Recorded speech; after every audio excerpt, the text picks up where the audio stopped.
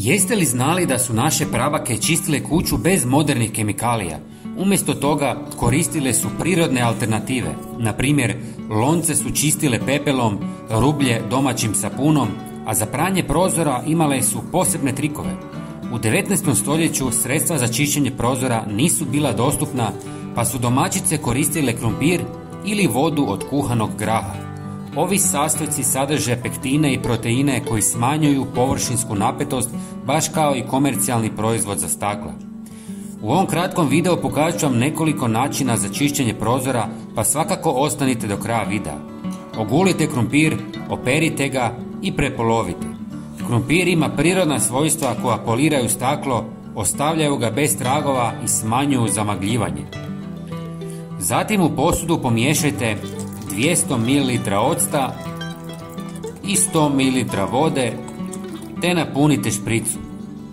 Prijatelji, napišite mi odakle me pratite. Ja sam iz Hrvatske i volim upoznavati ljude iz cijeloga svijeta. Hvala vam. Sada polovicom krumpira trljajte po staklu na prozorima kuće ili automobila kako biste uklonili nečistoće i sitne tvrde naslage. Nakon toga pošpricajte s otopinom octa i vode te obrišite. Prozori će biti sjajni kao nikad prije, a sve to bez kemikalija. Postoji još jedan dodatak koji možete dodati u vodu. Iako je kemikalija, izuzetno je učinkovit za prozore.